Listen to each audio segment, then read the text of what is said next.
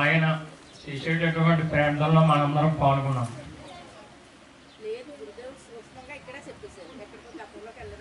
ఇక్కడే ఆయన ఏంది ఎక్కడ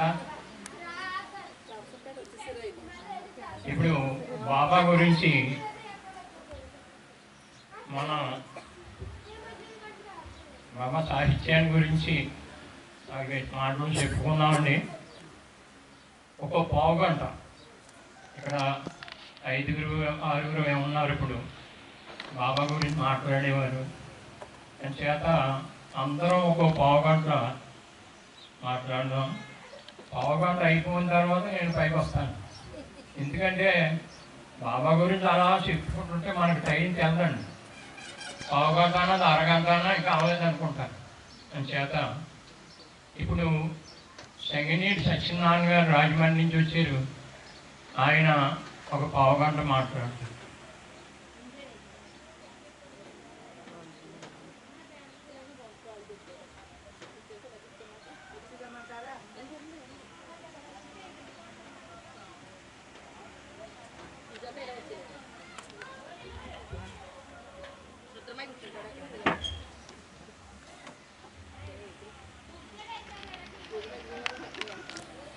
కూర్చోండి.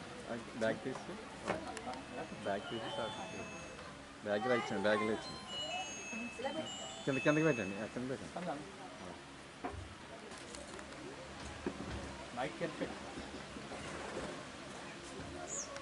अवतार मेहर बाबा की जय।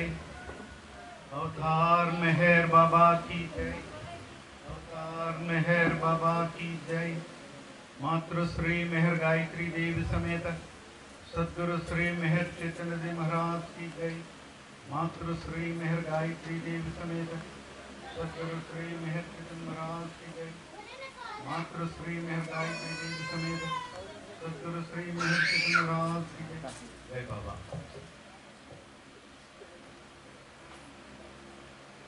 ఈ రోజు ఇక్కడ అవతార మెహర్ బాబా వారి ప్రేమ సహవాస్ ఇక్కడ నిర్వహించుకుంటున్నటువంటి ఈ రామస్వామి పేటలో వ్యక్తం అవ్వడానికి సిద్ధంగా ఉండేటువంటి అవతార పురుషులు ఈరోజు ఇక్కడ ఆసీనులై ఉన్నారు. అంటే అవతార పురుషుడు మెహర్ బాబా వారికి అవతార చైతన్యమే మూర్తి భవించి వ్యక్తమైనటువంటి మాతృశ్రీ మెహర్ గాయత్రీ దేవి సమేత సద్గురు మెహర్ చైతన్య వారికి నాకు ఈ అవకాశం ఇచ్చినటువంటి వారికి ధన్యవాదములు తెలియజేస్తూ ఇక్కడికి విచ్చేసినటువంటి ఈ రామస్వామి పేట పుర ప్రజలకు అలాగే అనేక ప్రాంతాల నుంచి వచ్చినటువంటి బాబా ప్రేమికులకు అందరికీ ధన్యవాదములు కృతజ్ఞతలు తెలియజేస్తున్నాను. ఎందుకంటే ఆయన ప్రేమ ఎక్కడ వ్యక్తం అవుతుందో అక్కడికి మామూలుగా ఏ శ్రమ అనుకోకుండా అటెండ్ అవ్వడం మన బాబా ప్రేమికుల యొక్క లక్షణం, అది గొప్పతనం. అలాగే ఇక్కడికి విచ్చేసినటువంటి వారందరికీ ధన్యవాదాలు తెలియజేస్తున్నాను. మెహర్ బాబా వారు అవతార పురుషుడని ఆయన ప్రతి యుగంలో ఒక్కొక్కసారి వ్యక్తమవుతారని తెలియజేశారు. గతంలో జరాసురుగా, రాముడుగా, కృష్ణుడుగా, బుద్ధుడుగా, మహమ్మద్ ప్రవక్తగా, యేసు ప్రభువుగా, మహమ్మద్ ప్రవక్తగా, ఇప్పుడు 7వ అవతారంలో అవతార మెహర్ బాబాగా వ్యక్తమయ్యారు. అంటే మరి గత అవతారాలు ఉన్నాయి, మరి ఇప్పుడు మళ్ళీ వ్యక్తం అవ్వాల్సినటువంటి అవసరం ఏమిటి? అసలు మెహర్ బాబా వారు దేవుడు ఎలాగా అనేటువంటి సంశయం మనందరికీ వస్తూనే ఉంటుంది. నేను కూడా గతంలో మెహర్ బాబా అనేటువంటి పేరుని విన్నప్పుడు ఏంటిది వింతగా ఉంది, ఎవరి మెహర్ బాబా అనేసి అనుకునేవాడిని. ఎందుకంటే మెహర్ అనేటువంటి ఒక వ్యక్తి నాకు ఉద్యోగరీత్యా నాకు పరిచయంలో ఉంటే ఎవరు మెహర్ మెహర్ మెహర్ అనేసి ఏదో వింతగా ఉందనేసి అనుకునేవాడిని. కానీ భగవంతుడి గురించి నేను తపన పడే సందర్భంలో నాకు భగవంతుడి గురించి తెలుసుకోవాలన్నప్పుడు నాకు ఒక మిస్సింగ్ లెటర్ ఒకటి మా ఇంటికి వచ్చింది. అది నా పేరు కాదు, పేటా కాదు. ఆ లెటర్ చూస్తే అవతార్ మెహర్ బాబా వారి కార్యక్రమం నిర్వహిస్తున్నాము, అటెండ్ కండి అనేసి ఉంది. అది నాకు రాసిన లెటర్ కాదు, నా పేరు కాదు, నా పేటా కాదు. అయినప్పటికీ రాసిన వ్యక్తి దగ్గరికి తీసుకెళ్ళి ఆ లెటర్ ఇచ్చి, ఎవరండి మెహర్ బాబా, మరి ఏదో కార్యక్రమం అంటారు మీరు, ఎవరికో రాశారు, మళ్ళీ రాసుకోండి, నేను మరి మెహర్ బాబా గురించి తెలుసుకోవాలనుకుంటున్నారు ఏమన్నా చెప్తారా అనేసి అంటే, వారు ఈ యుగ అవతార పురుషుడండి అనేసి ఆయన తెలియజేశారు. అలాగండి, మరి దీని గురించి ఏదైనా బుక్ ఏదైనా ఉందనేసి అంటే పాపం ఆయన ప్రేమతో బుక్ వచ్చారు. అది చదివి ఒక 3 రోజుల తర్వాత మళ్ళీ ఆయన దగ్గరకు వచ్చాను. అయ్యా, మీరు చెప్పినట్లుగా మెహర్ బాబా వారి దాంట్లో సందేశాలు, ప్రవచనాలు అవి సాక్షాత్తు ఆ భగవంతుడు, ఆ పరమాత్మ భూమి మీదకి అవతరించాడేమో అని అనిపిస్తుంది. చాలా సంతోషం అండి. మీకు ఎవరో గురువు ఉన్నారన్నారు, ఎవరండి అనేసి అంటే ఆయన ఫోటో చూపించి, వీరేనండి మా గురుదేవులు అనేసి ఆ గోడ మీద నా ఫోటో చూపించారు. నేను తక్షణం ఆయనకి ఒక 10 నిమిషాలు టైం ఇస్తున్నాను, మీకు 10 నిమిషాల్లో నాకు కూడా వస్తారా, లేకపోతే నేను మండపేట వెళ్ళి ఆయన దర్శనం చేసుకోమంటారా అనేసి అన్నాను. ఆయన ఈడవడరా బాబు కొత్తగా ఇలాగంటున్నాడు అని ఆయన ఆశ్చర్యపోయాడు. ఆశ్చర్యపోయి, సరే 10 నిమిషాలు సరిపోతుందంటే, అయితే నేను బ్రేక్ఫాస్ట్ చేయలేదు, నాకు 10 నిమిషాలు టైం సరిపోతుంది అనేసి అంటే పాపం బ్రేక్ఫాస్ట్ ఉప్పుకొని మరీ వచ్చేసాడు ఆయన. సరే నడండి అనేసి అన్నాడు. సరే ఇద్దరు వెళ్ళి గురుదేవుల్ని పరిచయం చేశారు. ఆయన మెహర్ బాబాను తెలుసుకోండి అనేసి అన్నారు. సరే మెహర్ బాబాను తెలుసుకోమంటున్నారు కదా, ఇక్కడ జీవిత చరిత్ర బుక్ ఏదైనా దొరుకుతుంది అనేసి అంటే మళ్ళీ ఆయన తీసుకుని ఆయన చేతుల మీదుగా తీసుకుంటే, క్షుణ్ణంగా తెలుసుకోండి మెహర్ బాబాని అనేసి తెలియజేశారు. క్షుణ్ణంగా తెలుసుకోవడం అంటే ఏంటి, అది ఎంతలా మైండ్, అది యువతల నుంచి అవతలకు ఒకసారి చదివాను, నాకు క్షుణ్ణంగా తెలుసుకోమన్నారు కదా, మళ్ళీ 2వ సారి చదివాను, నాకు క్షుణ్ణంగా తెలుసుకోమన్నారు కదా, 3వ సారి కూడా చదివేటప్పటికీ నేను అనుకున్నాను, అయ్యో అవతార పురుషుడు, గతంలో రాముడు, గతంలో కృష్ణుడు, ఇప్పుడు భూమి మీదకి అవతరించాడు మానవ రూపంలో, నేను బూర్ల గంపలో వచ్చి పడిపోయాను, ఆ బూర్ల గంపలోనే పడ్డాను. ఎక్కడైతే అవతార పురుషుడు వ్యక్తమయ్యాడో ఆ వ్యక్తమైనట్టు సద్గురు సార్వభౌముడు చెంతకి చేరిపోయాను అనేటువంటి ఒక గొప్ప ఆనందం ఆ పుస్తకంతో నాకు కలిగింది. అక్కడి నుంచి నేను సద్గురు మెహర్ చైతన్య మహారాజు వారికి అంకితమైపోయాను. ఆయన్ని చూడకుండా ఉండలేకపోయేవాడిని. ప్రతి వారం ఆయన వస్తే అడిగేవాడిని రాగలిగితే, కానీ ఆయనకి తెలియకుండా ఇంకొక మధ్యలో వారంలో ఇంకొక రోజు కూడా వీడియో చేసేవాడిని. ఎందుకంటే చూడలేకుండా ఉండిపోయేవాడిని గురుదేవుల్ని. ఆయన ఎన్నిసార్లు చూసినా మళ్ళీ చూడాలి అనేసి మా ఇంట్లో కూడా చెప్పేవాడిని కాదు. సైలెంట్గా గురుదేవులకి వెళ్ళి జై బాబా అనేసి అనేవాడిని. ఆయన జై బాబా వెళ్ళరండి అనేవారు.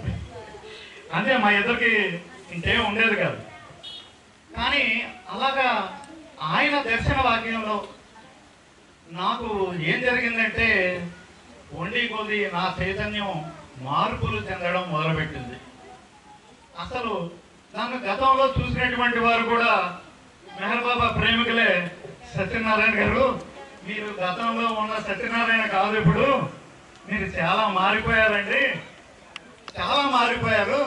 అప్పుడు ఉన్న స్పీడ్ కానీ ఇప్పుడు ఉన్నది కానీ ఇప్పుడు ఎంతో సౌమ్యంగా ఎంతో అణుకువగా ఎంతో చక్కగా ఉన్నారండి అనేసి అన్నాడు. అంటే అప్పుడు ప్రొఫెషనల్ విధానంలో స్పీడ్గా ఉండేవాడిని, కానీ ఇక్కడికి వచ్చాక సత్వగుణ ప్రధానంతో మన నడవడికి అంతా మారడం మొదలుపెట్టింది.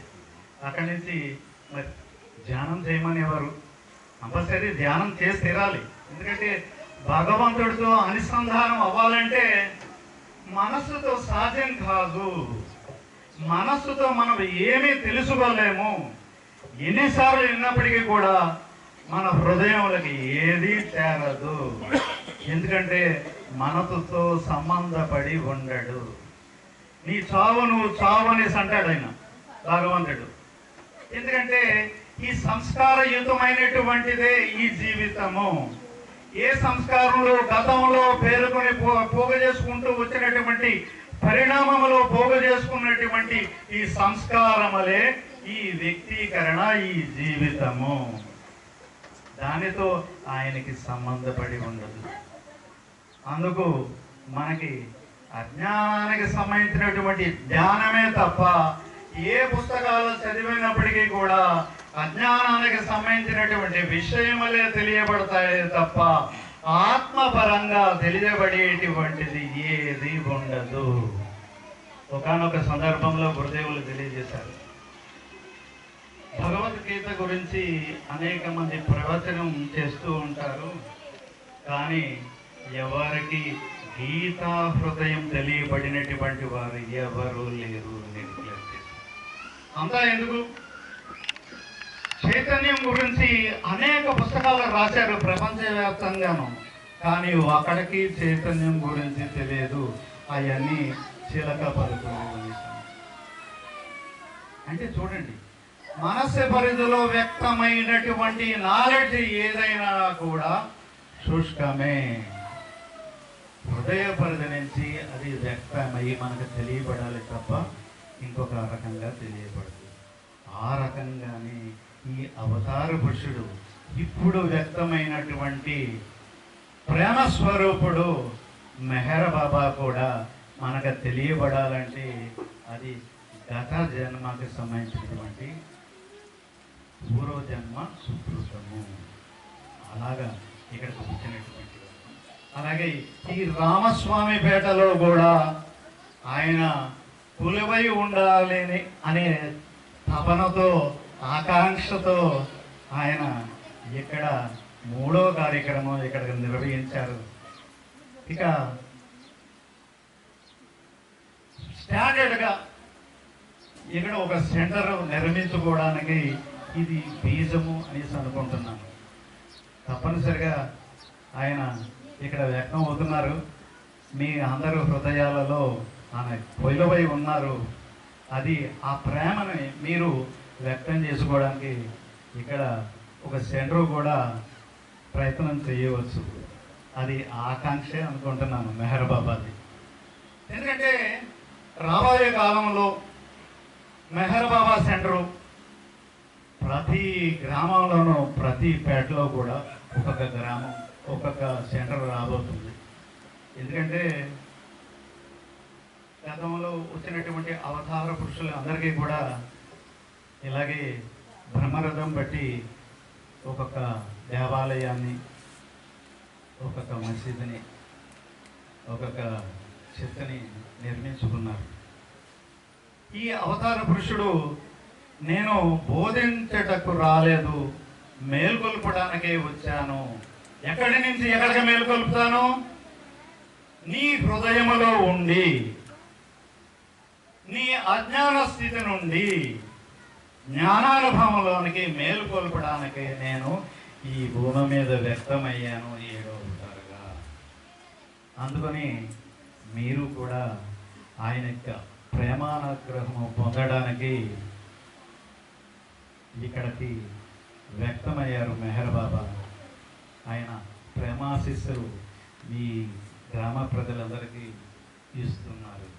ఎంత ధన్యులండి మీరు. ఎందుకంటే నేను పాలకొల్లో ఉండేవాడిని. పాలకొల్లో మాకు ఒక సెంటర్ లేదు. పాలకొల్లో బాబా ప్రేమికులు కూడా బాగా తక్కువే. నేను అనుకునేవాడిని మరి చుట్టుపక్కల ఎన్నో సెంటర్స్ బాగా వస్తున్నాయి ఈ మధ్యన, మన పాలకొల్లు సరెండరింగ్లో ఎక్కడ ఒక సెంటర్ కూడా లేదు అనేసి అనుకునేవాడిని. కానీ అనుకోకుండా ఒక 2 నెలల క్రితం నేను రాజమండ్రి షిఫ్ట్ అవ్వడం, అక్కడి నుంచి ప్రతి వారం ఖాళీ లేకుండా మెహర్ బాబా నన్ను ఏదో కార్యక్రమంలో ఇన్వాల్వ్ చేస్తూనే ఉన్నారు. మొన్న మండపేట వెళ్తే చిన్నారావు గారు సడన్గా వచ్చి, అయ్యా మేము రామస్వామిపేటలో మేము రామ మందిరం దగ్గర మా కార్యక్రమం మెహర్ బాబా కార్యక్రమం పెట్టుకుంటున్నాము, మీరు తప్పకుండా రావాలి అని ఆహ్వానించారు. అంటే నాకు అదృష్టం అండి అది. ఎందుకంటే నేను మండపేట వెళ్ళమంటే ఆ రోజు, పైగా ఆయన అదే టైంలో ఆయన ఎదురుపడ్డారు, తప్పకుండా రండి అనేసి చెప్పారు. మరి ఆయన ఆశీస్సులు ఇస్తానంటే కాదంటామా, పరిగెత్తుకొచ్చామాట. అలాగే మనందరం కూడా ఎంత ధన్యులండి. ఇక్కడ చూస్తే ఎంతో ఆనందం వేస్తుంది. ఇటువంటి కార్యక్రమంలో పాల్గొనడం మనం ఎంతో పుణ్యం చేసుకుంటేనే కానీ సాధ్యం కాదు. ఎంతోమంది ఉన్నారు చుట్టుపక్కల, కానీ ఎంతమంది రాగలిగారు? స్పందిస్తారండి, ఇంకా స్పందిస్తారు. ఈ గ్రామం అంతా కూడా స్పందిస్తారు. ఆయన ప్రేమని ఉపంగించి వీళ్ళందరూ కూడా పునీతులు అవుతారు. తప్పకుండా అది జరిగి తీరుతుంది. ఈరోజు ఈ చిన్నారావు గారి దంపతులు, ఇక్కడ అనేక మంది ఈ కార్యక్రమం దిగ్విజయంగా ఆ ప్రేమ ప్రవాహాన్ని ఈ పుర ప్రజలందరికీ అందించడానికి సహాయకారులుగా నిలబడ్డటువంటి వారందరికీ కూడా ధన్యవాదాలు తెలియజేస్తాను. ముఖ్యంగా అవతార పురుషుడు గురించి అందరికీ తెలుసుంది. గతంలో రాముడు, గతంలో కృష్ణుడు, ఇప్పుడు మెహర్ బాబాగా వ్యక్తమయ్యారు. మరి ఎవరండి సద్గురుదేవులు? మాతృశ్రీ మెహర్ గాయత్రీ దేవి సమేత సద్గురు మెహర్ చైతన్యజీ మహారాజ్ అనేసి మనం అనుకుంటున్నాం. ఎవరు ఈ సద్గురువు?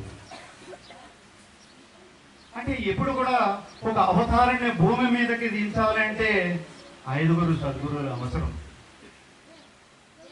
అలాగే మెహర్ బాబాని అవతరింపజేసినటువంటి సద్గురువులు హజరత్ బాబాజా, నారాయణ మహారాజ్, తాజుద్దీన్ బాబా, షిరిడి సాయిబాబా, ఉపాసనీ మహారాజ్.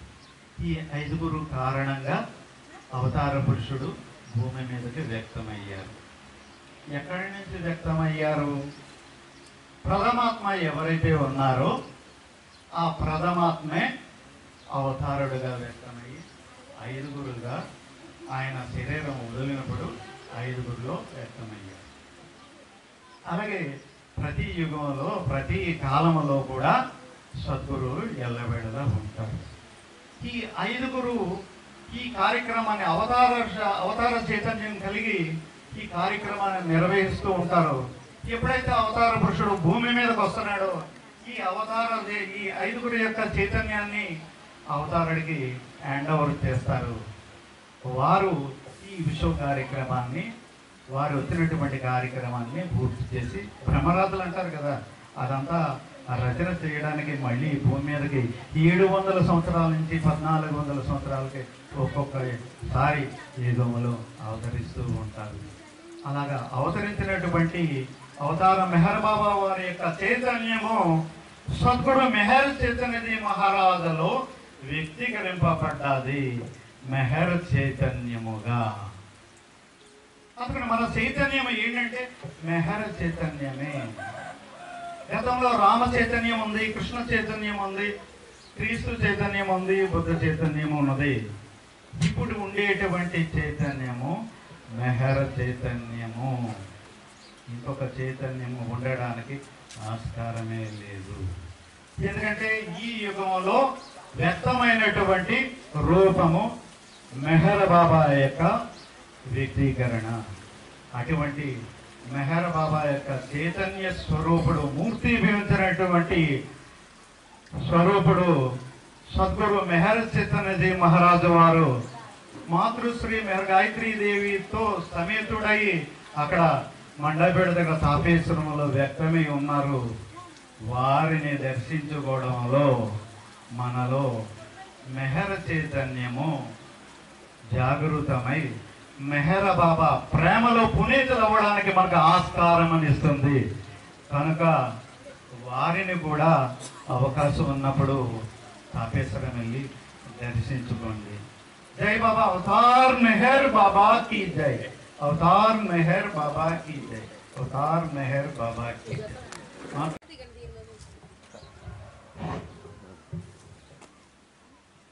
అవతార్ మెహర్ బాబా. బాబాకి జై.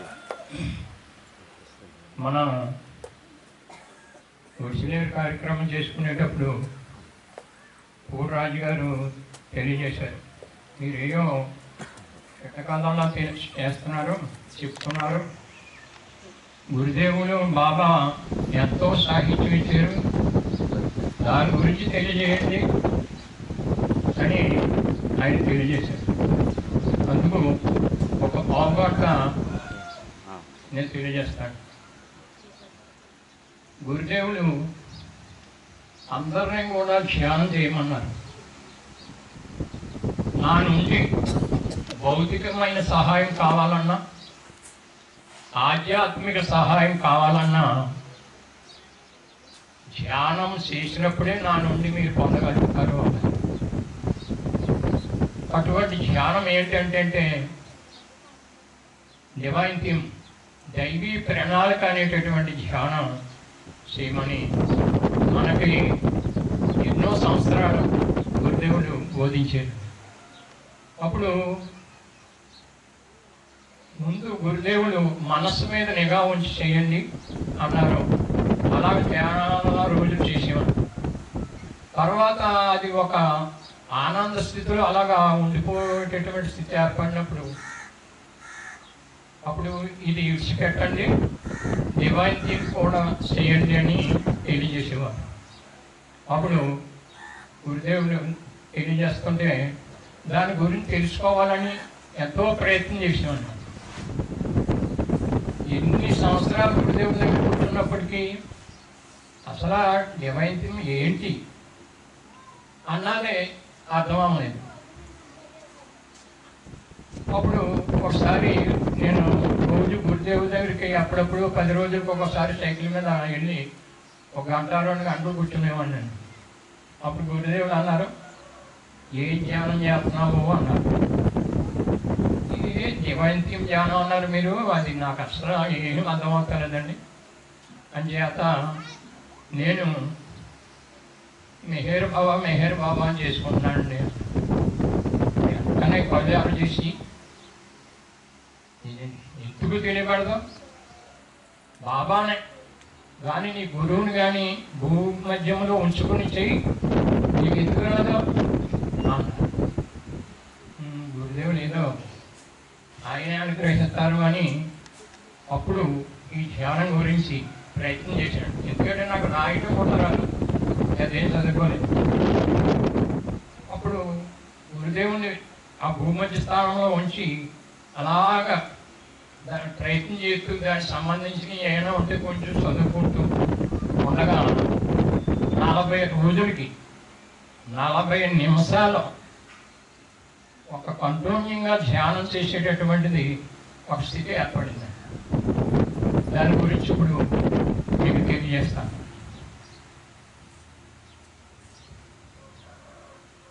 ధ్యానం చేసేటప్పుడు మీరు ఎక్కువసేపు ఏ ఆసనం మీద కూర్చోగలిగితే ఆసనం మీద కూర్చోండి. కింద ఒక సాప పరుచుకుని దాని మీద ఒక వస్త్రం వేసుకొని కూర్చోమన్నారు. అలాగే ధ్యానం చేసేట కొంతమంది కాళ్ళు నొప్పులు అంటున్నారు కదా, అలాగా కూర్చోలేనటువంటి వారు కుర్చీలో కూర్చొని కాళ్ళ కింద ఒక దిండు వేసుకుని ధ్యానం చేయండి. ధ్యానం చేసేటప్పుడు నా గురుదేవులే నాలో ఉండి చేసుకుంటున్నారు అనేటటువంటి భావాన్ని నిలుపుకొని చేయమన్నారు. అప్పుడు ముందు ప్రాణాయామం చేస్తే మంచిది. ఎందుకంటే మీరు ధ్యానం చేయాలంటే ఈ శరీరం ఆరోగ్యకరంగా ఉండాలి. ఆరోగ్యం ఉన్నప్పుడే మనస్సు మనకు సంపదంతుంది. అంచేత దీర్ఘకాలపు వ్యాధులు కూడా తగ్గిపోయేటటువంటిది అనులోమ విలోమ ప్రాణాయామం అని గురుదేవుడు ప్రాణాయామం చేయమన్నారు. ఒక 6 పర్యాయాలు.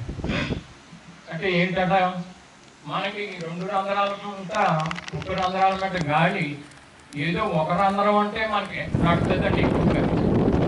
అది చూసి మనకి అంత ఎక్కువగా నడుపుకున్నప్పుడు ఇది మూసి మొత్తం గాలి అంతా విడిచిపెట్టి అప్పుడు మళ్ళీ దానంటే గాలి లాక్కుని ఇది మూసి మళ్ళీ ఈ రంధ్రం అంతా విడిచిపెట్టి మళ్ళీ దీని ద్వారా గాలి అంతా లాక్కుని ఇది మూసి ఇలా విడిచిపెడతాం ఏదైతే ఉందో ఇది ఒక ప్రాణాయామం.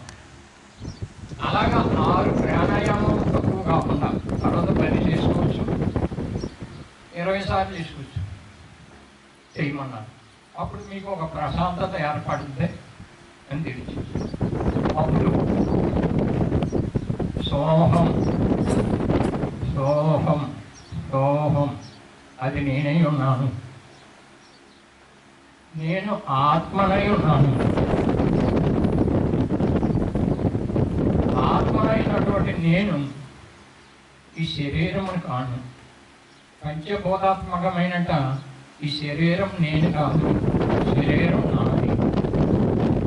శ్వాస నిశ్వాసంతో కూడినటువంటి ప్రాణము కూడా నేను కాదు, నా ప్రాణము. సంకల్ప వికల్పాత్మకమైనటువంటి మనస్సు కూడా నేను కాదు. మనసు నేనైతే నేను ఆలోచించినట్టుగా ఉంటా మనస్సు, కానీ దాని ఇష్టం వచ్చినట్టుగా ఆలోచిస్తుంది కదా. ఇప్పుడు మనం ఎవరన్నా మనం అడిగినప్పుడు ఈ చొక్కా ఎవరిది అంటే నాది అన్నాం, ఈ ఎవరిదంటే నాది అంటున్నాం, నా ప్రాణం అంటున్నాం, నా మనస్సు అంటున్నాం. మరి నువ్వెవరు? ఆ నిజస్థితే ఆత్మ. ఆ ఆత్మ నేనైనా ఏమీ నేను కాదు, నేను ఆత్మనై ఉన్నాను. ఆత్మనై ఉన్నటువంటి నేను ఏ విధంగా వ్యక్తమయ్యాను? ఈ దీర్ఘకాల ప్రయాణం చేస్తూ ఈ స్థితి విమానాశ్రయం ఏ విధంగా చేరేను అన్నట్లయితే మనకు తెలుసా? అవతార్ పురుషులు సద్గురువులకి మాత్రమే తెలుసు. అటువంటి అవతార్ పురుషులైనటువంటి మెహర్ బాబా తెలియజేసినటువంటిది విజ్ఞానం ఏంటంటే, ఆది లేని ఆదిలో ఈ సృష్టి ఆది యందు భగవంతుడు ఉన్నాడు. ఏంటి భగవంతుడు అంటే? నిజ అస్తిత్వం, నిజ ఉనికి కలిగినటువంటి స్థితి భగవంతుడు. దానికి భగవంతుడు అని పేరు పెట్టి సర్వము తానై ఉన్నాడు.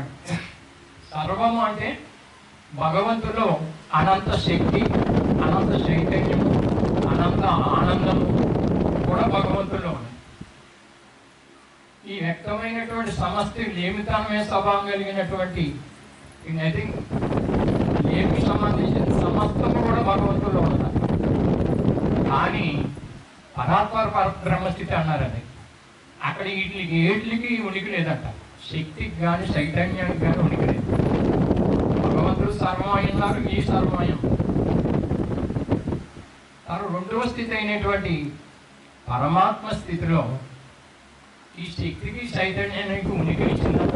అంటే ఉనికి అప్పుడు ఈ శక్తి ప్రేరణ చేత చైతన్యములో కోహం నేనెవరు అనేటటువంటి ప్రశ్న వ్యక్తమను. ఈ శక్తి చైతన్యము దైవీ అంశకు సంబంధించినవి అన్నారు. దైవమును దైవంగా అనుభవింప చేయడానికి ఉద్దేశింపబడింది. నేనెవరు అనే ప్రశ్న వ్యక్తమను. అది చైతన్యం సంబంధించి. ఎందుకంటే ఏ అనుభవం ఉన్నది అంటే అనుభవం చైతన్యం సంబంధించినది, శక్తి కదిలికి సంబంధించి. శక్తి యొక్క ప్రేరణ చేత చైతన్యంలో కోహం నేనెవరు అనేటటువంటి వ్యక్తమైంది. ఎంతనే నేను భగవంతుడనై ఉన్నాను అనే సమాధానం వచ్చింది. ఈ ప్రశ్న నేనెవరు అనేటటువంటిది అనంత చైతన్యమని, దైవము దైవంగా అనుభవింపజేసింది దైవీ చైతన్యమని, చైతన్యం ధీమోహంగా వ్యక్తమవుందని తెలియజేస్తారు. గురుదేవులు అన్నారు, ఏదో ఆయనకి ప్రశ్న వచ్చింది, సమాధానం వచ్చినటువంటి వ్యక్తి అలా ఉండొచ్చు కదా. మళ్ళీ ప్రశ్నిస్తున్నాడట, నేను ఏది కాకుండా అదై ఉన్నాను, కానీ ఏది కాదో ఎరుగుతో తెలుసుకోవాలనుకున్నారు. అందుకు వచ్చింది, అందుకు సృష్టి అంత అవసరం నమ్మింది మనకి వాటండి, అందుకు వచ్చినాయి అన్నారు గురించి. కాని స్థితి యొక్క అనుభవం ఇవ్వటానికి ఉద్దేశింపబడింది అయిపోయింది. దానికి శక్తి యొక్క ప్రేరణ కావాలి. అందుకని భగవంతుల్లో ఏ ఆది పరాశక్తి అయితే ఉందో ఆ ఆది పరాశక్తి ఆద్యశక్తిగా వ్యక్తమై అసలైతే ఆదిశక్తి కలిసినటువంటి స్థితిలో వ్యక్తమైనటువంటి స్థితి శైత్య పురుషుడు అని తెలియజేశారు. ఈ శైత్య పురుషుడే మిగిలిన సమత్వానికి రూపకల్పన చేసేటటువంటి వాడు. మనం భగవంతుడి నుంచి ఎరుగు లేకుండా విడిపడి మళ్ళా భగవంతులో కలిసే వరకు ఈ ప్రయాణం అంతా చేయించేటటువంటి ఎవరు అంటే ఈ శైత్య పురుషుడే. అటువంటి శైత్య పురుషుడు పంచతత్వాన్ని వ్యక్తం చేసుకున్నారట. భగవంతుల్లో పంచ తన్మాత్రలుగా ఉన్నటువంటి స్థితిని పంచతత్వములుగా ఆకాశతత్వం, వాయుతత్వం, అగ్నితత్వం, జలతత్వం, పృథ్వీతత్వముగా వ్యక్తం చేసుకున్నారు. ఈ పంచీకరణ జరిగిన ఆకాశతత్వం ఉంది, 2 భాగాలు అవి. ముఖ్య భాగం అక్కడ ఉండగా రెండో భాగం 4 భాగాలు అవి, మిగిలిన 4 వాటిలో కలిసినాయి. అలాగే వాయుస్థితి 2 భాగాలన్నీ ముఖ్య భాగం అక్కడ ఉండగా రెండో భాగం 4 భాగాలవి 4 వాటిలో కలిసి ఇలాగ పంచీకరణ పూర్తి చేసుకుని పంచభూతములుగా వ్యక్తమని అంటారు. అవకాశం ఇచ్చేటటువంటి ఆకాశంగా, స్పర్శతే తెలియబడే వాయువుగా, స్పర్శించినంత మాత్రం చేత కాల్చే అగ్నిగా, స్థాన కాలాలకు ఉపయోగపడే జలముగా, పృథ్వీగా, ఇలాగా పంచభూతములుగా బయటికి వ్యక్తం అవ్వాలంటే ఒక ద్వారం కావాలి.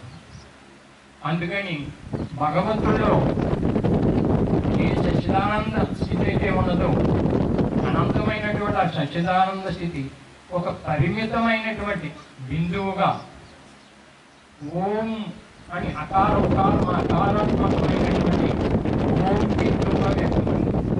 త్రిగుణాత్మకమై సత్వరజో తమో గుణాత్మకమై ఓం బిందువుగా వ్యక్తమైందంట.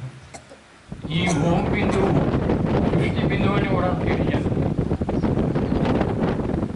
ఈ ఓం బిందువు నుండి ఈ దైవీ చైతన్యము, ఈ అచైతన్యము, శక్తి, పంచభూతాత్మక స్థితి కూడా ఓం బిందువు కూడా ప్రయాణించి ఓం బిందు లక్షణాన్ని ఆపాదింపజేసుకుని జీవి అయిందంట. మనం జీవిగా అక్కడ ఏర్పడ్డామండి. అంటే మనలో దైవీ చైతన్యం ఉన్నది, మన నిజాత్మ. మనలో అచైతన్యం ఉంది, దాని మీద ఉన్నటువంటి సంస్కారాలు మనస్సుగా ఈ అజ్ఞానానుభవాన్ని అనుభవింపజేస్తున్నాయి. మనలో శక్తి, ప్రాణశక్తి, అలాగే పంచభూతంతో కలిగినటువంటి శరీరం ఏర్పడింది. ప్రప్రదంగా ఓం బిందువు నుండి వాయు రూపంలో వ్యక్తమైందంటే వాయువులుగా 276 వాయు స్థితులుగా వ్యక్తమైందని చెప్తున్నారు. ఇక్కడ గురుదేవులు ఒక ఉపమానం చెప్పేది, ఓం బిందువు నుండి సృష్టి అంతా అత్యంత పరిమితమైన బిందువు అంటారు. అటువంటి బిందువు నుండి సృష్టి అంతా ఎలా వ్యక్తమైందని కొంతమంది ప్రశ్నించవచ్చు. అని దానికి ఉపమానంగా తెలియజేసినట్టు మన శరీరం ఉంది. శరీరం అంతట్లోని కూడా అతి చిన్నమైనటువంటి కళ్ళు. ఆ కళ్ళలో ఒక నలుసు ఉన్నదండి. అంతా కళ్ళలో నల్లగా చిన్న నలుసు ఉంటుందట. ఆ నలుసు ద్వారా ఈ ప్రపంచాన్ని అంతా చూడగలుగుతున్నాం. అంత నలుసు ద్వారా గోదాలను బట్టి అనేక గోళాలు కూడా చూడగలుగుతున్నారు. అలాగా ఈ ఓం బిందు నుండి సృష్టి అంతా వ్యక్తమైందని తెలియజేశారు. వాయు రూపాలు వాయుగుండములుగా ఏర్పడి, ఈ వాయు స్థితులు అగ్నిస్థితిగా ఏర్పడి, అగ్నిగుండములుగా ఏర్పడి, దాని నుండి ఒక శుక్లం బయటపడి అవి అనేక గోళములుగా తీర్థమాని అని దానికి ఎన్నో గురుదేవులు తెలియజేశారు. మనకి ఇక్కడ కావాల్సింది పరిణామం గురించి ఒక భూగోళం తీసుకున్నట్లయితే ఈ భూమి మీద ప్రప్రదంగా జీవి రాతి రూపంలో దాల్చిందంట. రాతిలో లక్షలాది రకాల రాతి రూపాలు దాల్చి ఈ రాతి సంస్కారాలన్నీ జారిపోకుండా ఒక పీఠముడు వేసుకుని రాజు నుండి లోహములుగా, అంటే ఆ రాయి నాలో భూమిలో ఉంటే ఒక రకమైన రాళ్ళు భూమిలో ఉంటే అవి మట్టి కింద ఇడిపోయి ఆ మట్టి ఈ లోహాలు తయారు చేయడానికి ఉపయోగపడుతుంది. అలా లోహ స్థితి ఏర్పడింది.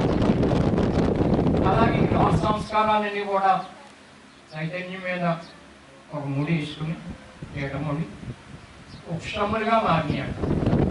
లోహాలు వృక్షాలు ఎలా ఉంటాయి అంటే ఈ లోహ సంబంధించిన మట్టి మీద వర్షాలు పడ్డప్పుడు ఒక నాసు ఏర్పడుతుంది. ఆ నాసు మీద చిన్న మొక్కలు ఏర్పడి వృక్షజాతి ఏర్పడింది అన్నమాట. ఈ వృక్షజాతి ఏర్పడినప్పుడు మనకి అక్కడ ఒక స్వభావం ఏర్పడినట్టు వృక్షజాతి కాదు, నేను పెరగాలి అనేటటువంటిది అక్కడ ఏర్పడింది అన్నమాట. అలాగా వృక్షం నుండి క్రిమికీటకాలు ఒక చెట్టు ఉంటుందండి, ఎంతో పసిగా ఉందనుకుంటాం, 14 రోజులు పోయితే దాని ఆకులేకుండా చీడ పురుగునే, అంటే ఆకే పురుగు కింద మారిపోతుంది. లేదా ఆ రానటువంటి ఆకుల కింద ఉళ్ళి క్రిమికీటకాలను పోయిపోతుంది. అలాగా క్రిమికీటకాలుగా, జలచరాలుగా, పక్షులుగా, జంతువులుగా అప్పుడు మానవ రూపంలో వచ్చింది. ఇక్కడ దేవుడుగా ఆరాధిస్తున్నారు అనే దాని గురించి కూడా ఇక్కడ తెలియజేశారు. రాతిలో ఆకారు జన్మకు సంబంధించింది వజ్రాలు అంటారు. అంటే ఎంతో వాటిని దేవుడి కాడ పెట్టి పూజ చేస్తూ ఉంటారు. అలాగే లోహాల్లో బంగారం, ఈ బంగారపు వస్తువులు లక్ష్మీదేవి పూజ చేస్తారు. అలాగే పుష్పాల్లో రాగు దేవుడని ఆ జన్మకు ఆకారమైనటువంటి, అలాగే క్రిమికీటకాలలో పాము ఆకారం జన్మని, అలాగే జలక్షణాలలో మత్స్యావతారం అని, కూర అవతారం అని, అలాగే పక్షుల్లో గరుడు పక్షి ఆకారం జన్మంటారు. ఆ గరుడు పక్షికి మన వాళ్ళు ఏం చేస్తారంటే ఒక వ్యక్తికి ఈ పక్కన రెక్కలు పెట్టి గర్తుమంతుడు అని ఆరాధన చేస్తారు. అలాగే జంతువుల్లో ఆకారం జన్మ కోతి, చింపంజి. ఆ కోతిని ఆంజనేయ స్వామిగా ఆరాధన చేస్తూ ఉంటారు. కానీ ఆంజనేయ స్వామి మీరు అనుకున్నట్టుగా ఆయన కోతి కాదు, ఆయన ఒక సద్గురు అని తెలియజేస్తారు. ఇలాగా ఈ పరిణామం మానవ జన్మ కోతిలోకి 5,04,00,000 జన్మలు పడుతున్నారు. ఇన్ని జన్మలకు సంబంధించిన సంస్కారాలు మనం ఖర్చు చేయకుండా భోగేసుకుంటానే వచ్చాయి. ఇక్కడే ఖర్చు చేయాలి. అలాగే ఈ మనకి రూప పరిణామంలో పూర్తి ఉంది. మానవుడి కంటే ఉన్నతమైనటువంటి రూపం దేనికి లేదు. అలాగే స్థూల శరీరం, సూక్ష్మ శరీరం, మానసిక శరీరం. ఇది సూక్ష్మ శరీరం, స్థూల శరీరం, భౌతిక శరీరం. అలాగే ప్రాణశక్తితో కూడినటువంటిది సూక్ష్మ శరీరం. చిత్తము, మనస్సు, బుద్ధి, అహం అనే 4 భాగాలతో కూడినటువంటి మానసిక శరీరం. ఇలాగా పరిణామం నుంచి పునర్జన్మ క్రమంలో మనం స్త్రీగా, పురుషుడిగా, భాగ్యవంతుడిగా, నిరుపేదగా, దుర్మార్గుడుగా, సన్మార్గుడుగా, మనం ఎన్ని రకాల వ్యక్తులుగా ఉన్నామో అన్ని రకాలుగానే పరిణామం ఈ పునర్జన్మ క్రమంలో ఈ జన్మలన్నీ ఉద్దేశింపబడ్డాయి. కానీ మానవుడిగా జీవించగలుగుతున్నారంటే లేదు. ఏం చేద్దంటే మన ఈ సహజ సంస్కారాలు అనబడేటటువంటివి మనం అనుభవింపజేస్తున్నాయి కాబట్టి మన జంతు ప్రవృత్తి కలిగే జీవిస్తున్నాము. ఒక వ్యక్తి జీవితం రాతి, అలాగే రకరకాల ఈ అనుభవాలని మనం ఈ ధ్యానంలో గుర్తించగలగాలంట. మనకు వచ్చినటువంటి సంస్కారాలు దేనికి సంబంధించి నేను కఠినంగా ఆలోచిస్తున్నాను, టెక్నిక్గా మాట్లాడుతున్నాను, ఇతరులు బాధపడుతున్నాను, ఏంటి నాకు ఈ సంస్కారం అంటే రాతి సంస్కారం. అలాగ ప్రతిదానికి ఒక సంస్కారం, దాన్ని మనం ఆలోచించుకుంటూ ఇలాగ లక్షలాది జన్మలు ఈ పునర్జన్మలు అయిన తర్వాత అప్పుడు ఈ సంస్కారాల యొక్క భారం తగ్గినటువంటి స్థితిలో అప్పుడు తెలియబడుతుందంట అసలు నేనెవరు, ఎక్కడి నుంచి వచ్చాను, ఎందుకు వచ్చాను, మరలా నా ప్రయాణం ఏంటి అనేటటువంటిది ఆ జిజ్ఞాస అక్కడ ఏర్పడుతుందట, తెలుసుకోవాలి అనేటటువంటి. అప్పుడు మహాత్ములు, యోగులు, మహనీయులు, సాధువులు, సత్పురుషులు వీళ్ళందరి యొక్క సహాయ సహకారాలు పొందుతూ ఈ ఈ పునర్జన్మంలో ప్రయాణం చేస్తూ లక్షలాది జన్మల వల్ల ప్రయాణం చేసిన తర్వాత ఆ యొక్క వ్యక్తి యొక్క నిజాయితీని పొడుచుకొని ఒక సద్గురు దగ్గర చేరగలుగుతారంట. మనకి సద్గురువు దగ్గర చేరేవంటే ఇన్ని జన్మల ప్రయాణం చేతిలోకి మనం ఆయన యొక్క పాదాల దగ్గర చేరేవండి. అప్పుడు సద్గురుదేవుడు ఈ శరీర ప్రాణ మనసు నీవు కదయ్యా, నువ్వు ఆత్మవై ఉన్నావు అని తెలియజేస్తారట. అప్పుడు సాక్షాత్ నా గురువు పరబ్రహ్మ అని ఆయన చెప్పినట్టుగా ఆచరిస్తూ ఉన్నప్పుడు ఆయన ఇచ్చినటువంటి ధ్యానం చేస్తూ ఈ ప్రయాణం చేస్తున్నప్పుడు కొద్ది రోజులు పోయిన తర్వాత తత్వమశి అని ఆశీర్వదిస్తారట. అంటే ఈ శరీర తాదాత్మ్యం నుండి నేను విడుదల చేస్తున్నాను. సద్గురు యొక్క అనుగ్రహం చేతనే శరీర తాదాత్మ్యత అనేది మనకి ఇడిపడాలి. ఎందుకంటే ఈ భౌతిక సంస్కారాలు మనం ఎంత ప్రయత్నం చేసి ఆధ్యాత్మిక మార్గంలో ప్రవేశిద్దామన్నా ఎప్పుడు వెనక్కేలాగంటే అసలు ముందుకన్నాకే ఒప్పుకోవాలి. అప్పుడు సూక్ష్మ స్థితిలో ప్రవేశిస్తారు అని తెలియజేశారు. ఈ సూక్ష్మ స్థితిలో ఈ భౌతిక శరీరమే సూక్ష్మ శరీరంగా మారిపోతుంది. మారిపోయి అనేక శక్తి తన వశమై అనేక సిద్ధులు చేయగలిగేటటువంటి శక్తి తనలో వ్యక్తమవుతుంది. చూడండి, ధ్యానం చేత గాలిలో లేచిపోతారు. అలాగే ఒక నది ఉందంటే నడిచి వెళ్ళిపోతూ ఉంటారు. ఆ వ్యక్తి సూక్ష్మ చైతన్యం యొక్క అనుభవం ఉన్నటువంటి వ్యక్తి అని తెలియజేస్తారు. ఎందుకంటే ఈ భౌతిక సంస్కారాలు ఇంకా ఎంత లాగమండి. దానికి ఉపమానం గురుదేవులు ఒకటి చెప్పారు. ఒక వ్యక్తి నీటిలో పడ్డాడనుకోండి, ఆ వ్యక్తి యొక్క సంస్కారాల భూమికి అగత్యం చేసి కిందకు లాగేస్తాయంట. ఆ వ్యక్తి చనిపోయాడు అనుకోండి, పైకి తేలిపోతారు. అలాగా ఈ సూక్ష్మ సంస్కారాలు అంత తేలిగ్గా ఉంటాయని తెలియజేశారు. తర్వాత మరొకసారి తత్వమశి అని మరి ఆశ్రయించులోకి ఈ సూక్ష్మ స్థితి నుండి మానసిక శరీరం అంటే మానసిక చైతన్యం అన్న అనుభవంలో ప్రవేశిస్తారు అని తెలియజేశారు. ఏంటి మానసిక చైతన్య అనుభవం అంటే తన ఎరుక ఏ చిత్తంలో ఈ సంస్కారాలన్నీ ఎక్కువవుతున్నాయో అక్కడికి వెళ్ళిపోతున్నారు. అంటే ఎరుకుతో తనకి ఇదంతా జరుగుతుంది, ఆలోచనలన్నీ. దాని యొక్క శక్తి క్షీణించిపోతుంది. క్షీణించిపోయినప్పుడు ఆ సంస్కారాలు రహితమైపోతుంది. చిత్తంలో ఉన్నటువంటి సంస్కారాలన్నీ కూడా రహితమైపోయి అప్పుడు మరి ఇంకా జీవించాలి, గమ్యం చేరాలి. కాబట్టి అప్పుడు ఏం చేస్తుంది, మరొకసారి ఆశీర్వదిస్తారట. ప్రజ్ఞానం బ్రహ్మ అంటే విజ్ఞాని సంస్కారాలు అనేటటువంటి అనుగ్రహిస్తారు. ఈ విజ్ఞాని సంస్కారాలతో ప్రజ్ఞను అనుగ్రహిస్తారు అని తెలియజేశారు. ఆ ప్రజ్ఞా అనుభవమైన దైవీ అనుభవంగా భగవంతుడే సత్యము, నిత్యము, శాశ్వతం అని మన చేత అనుభవింపజేస్తారు. ఈ దైవీ అనుభవాలు అని తెలియజేశారు. అప్పటి వరకు ఈ మనస్సు పరిధిలో మనం సహజంగా జీవించాలన్నా, మనం భగవంతుని ప్రేమించవలసినటువంటి రీతిలో ప్రేమించాలన్నా మనకు సాధ్యపడదు. అది ప్రజ్ఞ యొక్క అనుభవాలనే సాధ్యపడుతుందని తెలిసేది. అదే ఆరో భూములో ముఖాముఖి భగవంతుని దర్శిస్తారు. అంటే ఏ దైవీ చైతన్యం అయితే ఈ సృష్టి అంతటికి ఆధారమై ప్రతి జీవులోనే ఉందో ఆ దైవీ చైతన్యాన్ని దర్శిస్తూ ఉంటారంట. అప్పుడు మాత్రమే బాబాను ప్రేమించవలసిన రీతిలో మనం ప్రేమించగలుగుతాం అన్నాం.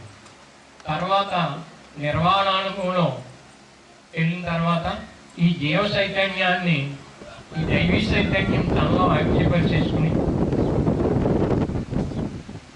అది మహా చైతన్యంగా వ్యక్తమవుతుంది అని తెలియజేశారు.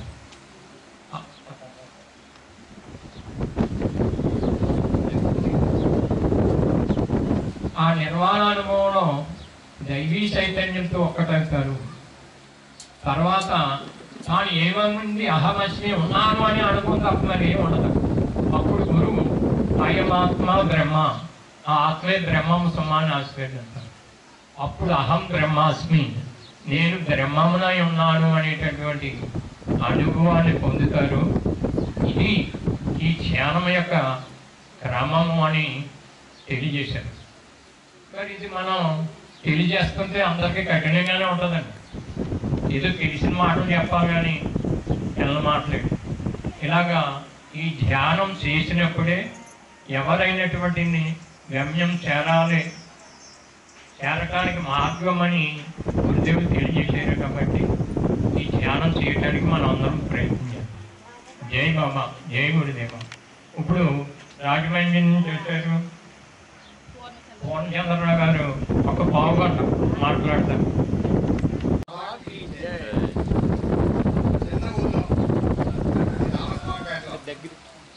మెహర్ బాబా గారి యొక్క కార్యక్రమం చేసుకోవడం ఎంతో ఆనందదాయకంగా ఉంది.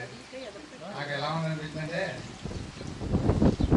ఆంజనేయ స్వామి 10 పల్లెలు 10 ఇల్లు, అదే 10 పంపాలున్న పల్లె కాక రామనామ భజన మందిరం ముందు కాక అని కోరుకున్నాడు. నా కోరిక కూడా ప్రతి ఇంట్లో మెహర్ బాబా గారి ఫోటో ఉండాలని నాకు రాత్రి అప్పటికప్పుడు అనిపించింది.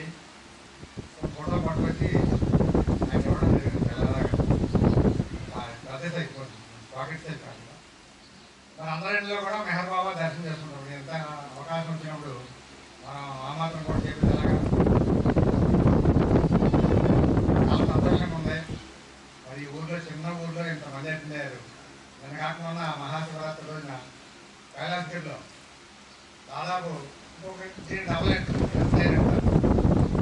పెద్ద ఊరు ఢిల్లీలో. అలాంటి చిన్న ఊళ్ళో ఇంతమంది అటెండ్ అయ్యి బాగా వస్తుందండి. ముందు వచ్చామనుకోండి, చూసండి పూజెట్ గారు ఎంతమంది నాటకంలో కోసి మొండల్లారా, కాఫీ కప్పులకి మీ మూతులకి ఏం తేడా లేదే. ఆ హోటల్లో కప్పులకి గవర్నమెంట్ మూసేస్తారు. దీనికి అలాగే అందరూ మూతుంటాయి. గవర్నమెంట్ చేస్తుంది.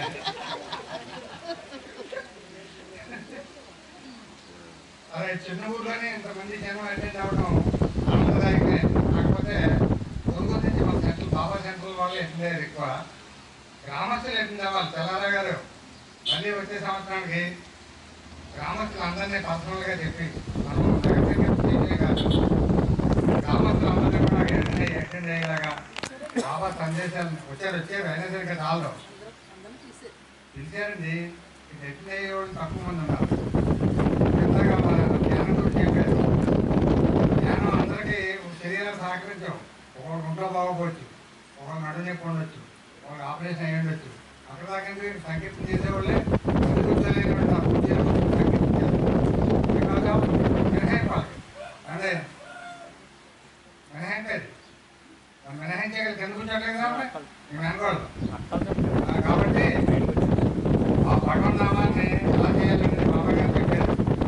నువ్వు నీ నచ్చిన విధంగా నిరంతరం నీ ఊపిరిగడ్డ దగ్గరగా నన్ను పట్టుకోండి, ఇలాగే చేయాలి అనే నిర్దిష్టమైనటువంటి చదవాలని చదువుకొని ఉంటాను.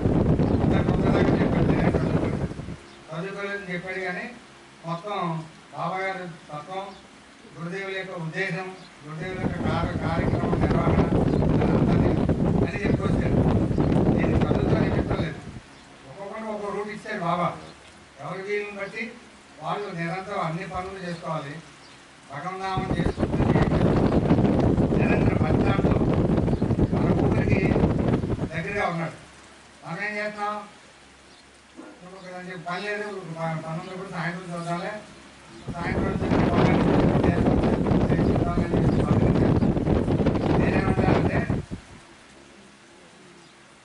పని ఉంది కదా మనకి, ఒక అరగంట సేపు కూతుర్ని ఆపి అరగంట సేపు పని అయిపోయిన తర్వాత మళ్ళీ బ్రీతింగ్ తీసుకుందాం. కుదిరితే అలాగా పైకి వస్తుందండి. అలాగే నేను అడ్డకుండా పనులు కడుతున్నాను అదే మాదిరిగా అలవాటు చేయాలి. అక్షరాభ్యాసం చేసిన పిల్లవాడు వెంటనే అందంగా దిద్దగల దిద్దలేడు. ఒక నెల 2 నెలలు 3 నెలలు పడుతున్నాడు.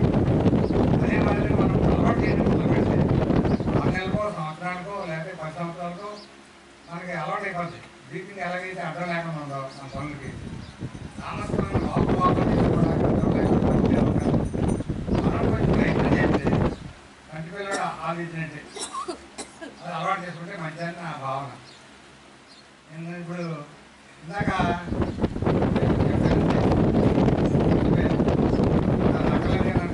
ఇంపార్టెంట్ కాదు అన్నసరి టాపిక్.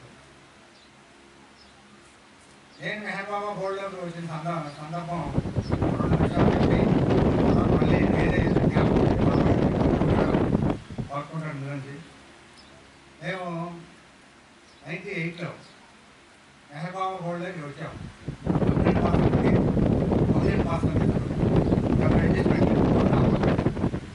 అంతకుముందు మా పూర్వీకులు పంచాంగకర్తలు, సిద్ధాంతులు, ఛాందసం బాగా మామూలు ఛాందసాలు కాదు, చాలా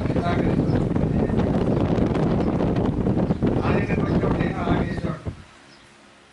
సంవత్సరానికి 3 సార్లు 4 సార్లు ఖర్చు వెళ్ళేవాడు. ఆ లోపల కారణంలో నుంచి చెప్పితే వాళ్ళు డబ్బులు ఇస్తుండేవాడిని అందరికీ. అలాగే అలాగే జనాభా తక్కువ ఉంది. అలాగైతే వాళ్ళకి 2 రూపాయలు ఇచ్చేవాడినప్పుడు 2 రూపాయలు కట్ట నీళ్ళు పెట్టుకున్నాడిని. ఆయన బయటకు వచ్చేటప్పుడు త్వర ఉండేది. అది ఏంటి ఇందులో ఏముందని పనిచేయబోతున్నారు, ఇందులో ఈ మహాత్మేంటి చూద్దామని నాకు అదే తప్ప భగవంతుడి గురించి కాదు. తర్వాత కొన్నాళ్ళకి 2 రూపాయలు పుచ్చుకోవట్లేదు, 5 రూపాయలు కట్ట అట్టుకెళ్ళాడు. అలాగే వెళ్తేనే ఎంతమంది కూడా వెళ్తున్నారు, నన్ను పొడిలాటాలు పెడుతున్నారు, మెల్లిరిగిపోతున్నారు. నాకు అది అవట్లేదు, నాకు సాటిస్ఫాక్షన్ రావట్లేదు. ఇలాంటివన్నీ ఒక రోజున మెహరస్థానంలోకి వెళ్ళడం జరిగింది. అంటే తాళపూడిలోని బట్టలు కొట్టి పెట్టాం, రోజు వెళ్ళొచ్చేవాడు. అప్పుడు వెళ్ళేటప్పుడేమో కంగారు వెళ్ళేవాడిని, సాయంత్రం వచ్చేవాడు క్యాష్లో వచ్చేవాడు, కుదిరేది కాదు. మొత్తానికి ఒక రోజు సెలవు రోజు తీసుకుని మా పిల్లల్ని తీసుకెళ్తే మెహరస్థాన్కి వెళ్తే, మెహరస్థాన్కి వెళ్ళినా కూడా కారణం ఏంటంటే మా బియ్యంకుట్లో సాయిబాబా గారు రాజమండ్రిలో ఉన్నారు కదా, అందరికీ తెలిసింది బాబా ప్రేమికులు సుపరిచితులు. మా బియ్యం ఖాతా నాకు మా కుక్క ఆయన ఖాతాదారుడు, నెలకు చుట్టాడు బియ్యం పట్టుకెళ్ళేవాడు, జీతాలు ఇచ్చిందని పట్టుకొచ్చి ఇచ్చేవాడు. అలాంటి వాళ్ళు 300 మంది పైన ఉండేవారు నా ఖాతాదారు. అందులో ఈయన ఒక ఆయన మెహరీగా నా ఖాతా చందా కట్టించారు. చదివేవాళ్ళం కాదు. తర్వాత 88లో జరిగింది ఇది. కొన్నాళ్ళకి అలాగే టికెట్లు గీసేవాళ్ళు, దాన్ని చదివేవాళ్ళు ఎప్పుడు రావాలి. అలాంటిది కాశీ వెళ్ళాను, విజయవాడ వెళ్ళాను, అన్నవరం నెలకు సంవత్సరానికి 10 సార్లు వెళ్ళేవాడు. ఎన్ని గుళ్ళు చెప్పినా సరే లోపల ఒక తృప్తి ఉండేది కాదు, సాటిస్ఫాక్షన్ ఉండేది. తిరుపతి అయితే నా సంవత్సరానికి 4 సార్లు 3 సార్లు వెళ్ళేవాడు, కానీ అక్కడ సాటిస్ఫాక్షన్. మెహర్ బాబా గారి పాదాల మీద తలపెట్టేటప్పటికి ఆ ఖాళీ పూర్తి అయిపోయింది, సాటిస్ఫాక్షన్ వచ్చింది. ఆ సాటిస్ఫాక్షన్ వచ్చేసి ఇంటికి వచ్చి బుక్స్ తీశారు. ఆ బుక్స్ కూడా నా దగ్గరికి ఎలా వచ్చాయి, ఎవరో తీసుకున్న వాళ్ళు వెనక్కి ఇచ్చారండి సాయిబాబా గారు బుక్స్. అప్పుడు గురుదేవులు అందరూ కట్టలు కంటే 250 రూపాయలు చెప్పిన అమ్మేశారు మిగిలిపోయిన బుక్స్. ఇందాక చెప్పాడు చరిత్ర, సత్యబాబు చరితామృతం, మెహర్ బాబా చరితామృతం, ఇంకా పర్వచనాలు అన్నీ మాకు గట్ట అది నాకు ఇచ్చాడు. నేను 250 తీసుకున్నాను. మెహర్స్థాన్ నుంచి వచ్చి బుక్ ఓపెన్ చేశాను. నాకు కావాల్సిన విషయం అంతా దొరికిపోయింది. దొరికిపోయేసరికి ఇది మెహర్ బాబాని ఇంట్లో ఎప్పుడు ప్రవేశపెట్టాలి. అప్పటికే మా నాన్నగారు ఒక కాలం చేసి 2 ఏళ్ళు 3 సంవత్సరాలు ఉంది. అర్జునంగా ట్రై చేస్తాను. ఇంట్లో ఉన్న దేవుడి ఫోటోలన్నీ తీసుకెళ్ళి ముందు రోజు సాయిబాబా గారు పట్టుకొచ్చే ఫోటో దేవుని కట్టి పక్కన పెట్టాను. ఇంట్లో ఉన్న దేవుడి ఫోటోలన్నీ పట్టుకెళ్ళి గోదావరిలో ప్రవేశకెళ్ళి గోదావరి వాటి మధ్యలో ఈ వేసి అంటే అక్కడ స్నానాలు చేస్తుంటారు కూర్చోపోతాయి ఇంకొకరికి ఇబ్బంది పెట్టకూడదు. వేసేసి వచ్చి ఇంటికి వచ్చి బాబా గారిని పెట్టి కాళ్ళు అమ్మగారు పిల్లలు అంతా కలిసి నికేతన్కి వెళ్ళి గురుదేవులు దర్శనం చేసుకుంటే ఆ రోజునే భగవద్ దర్శనం ఓపెనింగ్ 98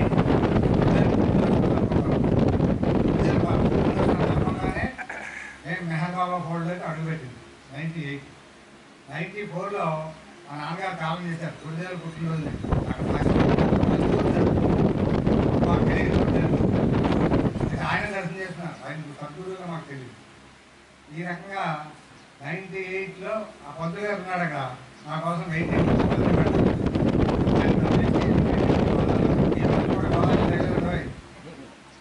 ఏ గుడి లేదు గోపురం లేదు ఎవడ కనిపించినా సరే జై బాబా ఇంకో రెండోది లేదు.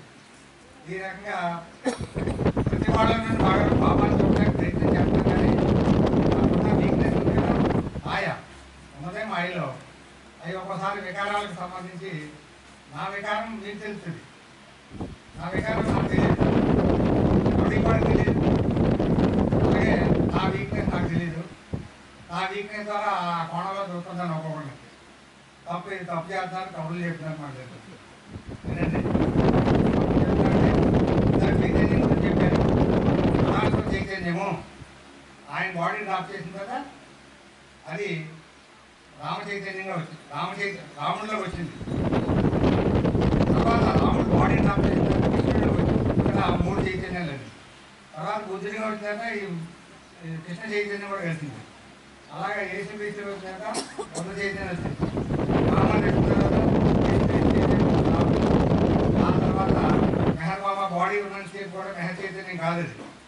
మెహర్ బాబా బాడీ డ్రాప్ చేసిన తర్వాత ఈ మెహర్ బాబా చైతన్యంతో కలిసి మెహర్ ఏడు చైతన్యాలు కలిసి మెహర్ చైతన్యం ఆ మెహర్ చైతన్యం రూపుదాల్చినటువంటి సద్గురు మెహర్ చైతన్యం అంచేత చైతన్యం గురించి చెప్పేటప్పుడు. అలాగే బాబా గారు 2000 సంవత్సరాలకి ప్రణాళిక వేశారు. ఎవరు ఎక్కడ పుట్టాలి, ఎవరు అడ్వాన్స్ అవ్వాలి, ఎవరు బాబా రాకముందు యేసుక్రీస్తు వారు వేశారు అదే ప్లేస్. మళ్ళీ 2000 సంవత్సరాలకి మహమ్మద్ గారు ప్లాన్ వేయలేదు.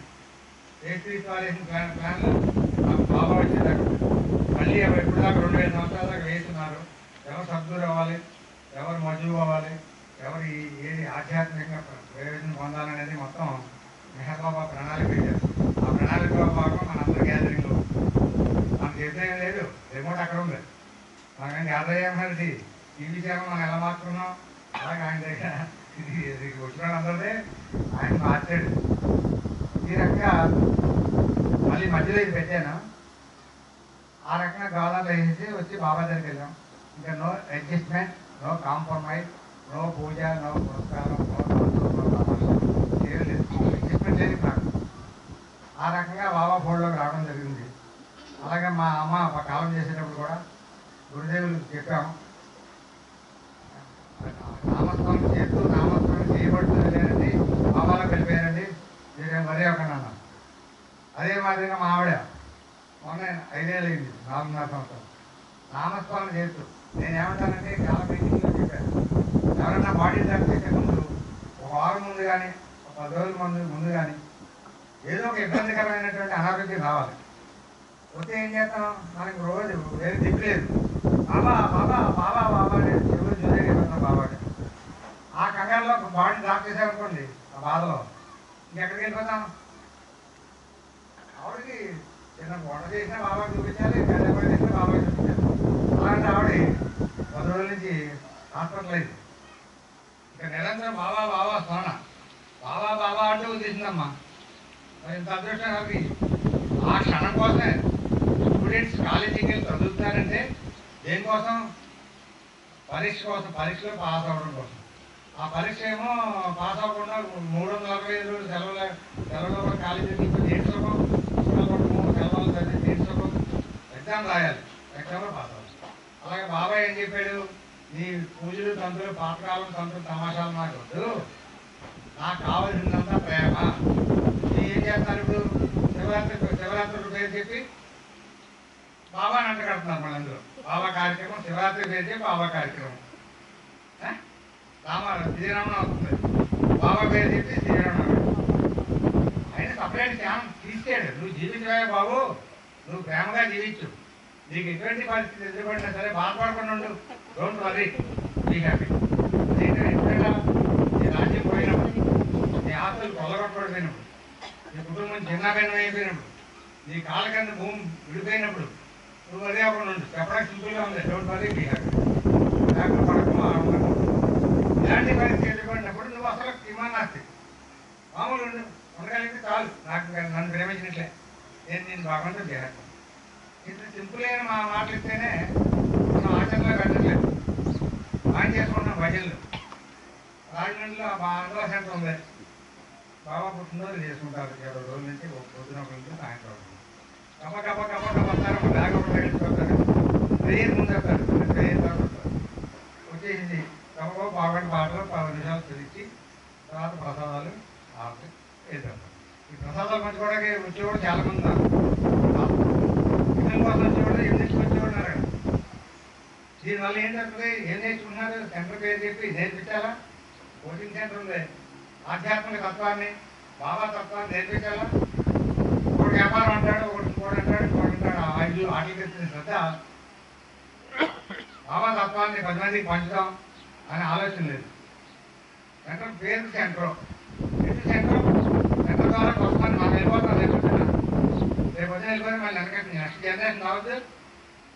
రిక్రూట్మెంట్ లేకుండా రిటైర్మెంట్ ఏంటి అందరూ. రిక్రూట్మెంట్ ఉండాలి, రిటైర్మెంట్ ఉండాలి, అప్పుడు గవర్నమెంట్ సాగుతుంది. అలాగే ఆధ్యాత్మిక కార్యక్రమం సాగుతాయి.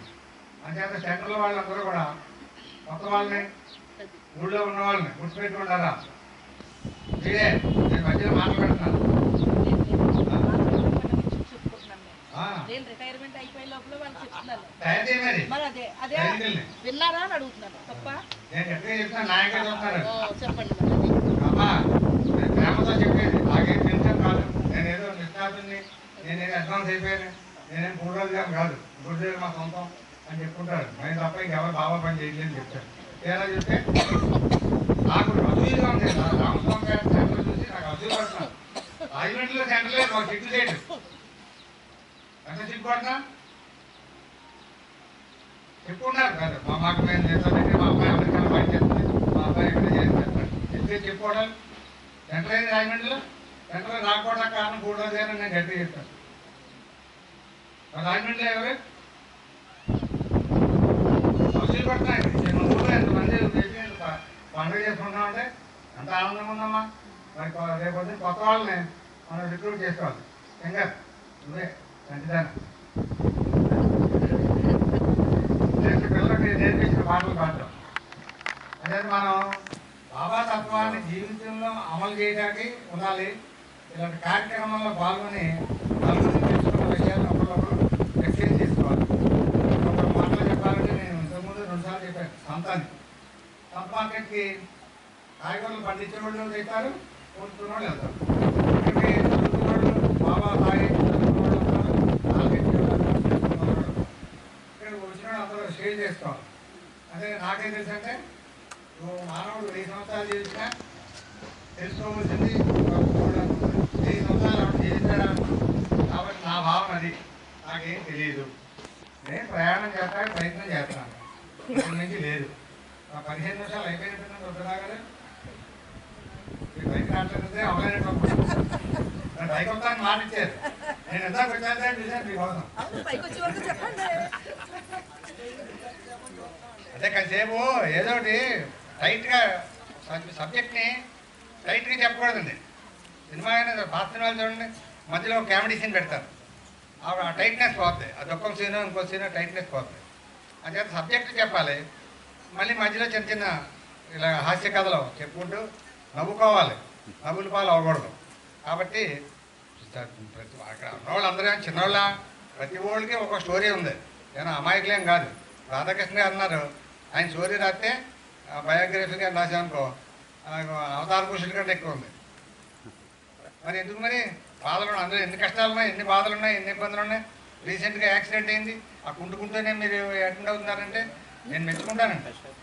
ఎదురుకుండా ఎవరిని మెచ్చుకోను సాధారణంగా, నేను మిమ్మల్ని మెచ్చుకున్నాను. అయితే ఇంకా మంచి పాటలు రచించండి. మరి వాళ్ళకి నేను తప్పుకున్నాను, మళ్ళీ ఇంకా బాబా ప్రేమికులు ప్రతి ఊళ్ళో టైగర్ బేబీ గారు ఇంకా బాబా కార్యక్రమాలు బాగా చేసుకుంటూ ఎవరి ఊళ్ళో వాళ్ళు పిల్లలకి అవకాశం సమ్మర్ పెంచాలి. సమ్మర్ పెంచి వాళ్ళు ఎందుకో మరి కొంచెం ప్రేమగా ఉంటే అంటారు.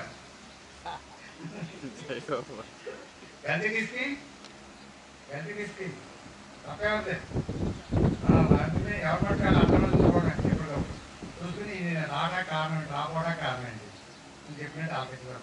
మనకు కావాల్సింది నేను రేపు వెళ్ళిపోతాను. ఈ శరీరం సేపు మంటలం ఆయన తప్పుకోవడానికి మంటలం మట్లనే పెట్టేస్తాను. దీనికి విలువ లేదు. ఆయన వాడుకుంటున్నాడు ఈ పనిముట్టు మనం ఎలా వాడుకున్నాం, ఈ పనిముట్టుని ఆయన వాడుకుంటున్నాడు. ఇది ఆయన ఉన్నని చెప్పి దీనికి విలువ. ఊరంతా మైకులు కట్టి ఉపన్యాసాలు చెప్తారు. రాజకీయ ఉపన్యాసాలు కానీ ఆధ్యాత్మిక చెప్తారు. మనం మైకులు ఆటాడు కొట్టాలి. కరెంట్ పోయిందనుకోండి పంచాయతీ అయ్యి నిన్న మొక్కలే ఆయన తప్పుకుంటే మనం అంతే. కాబట్టి ప్రతి ఇంట్లో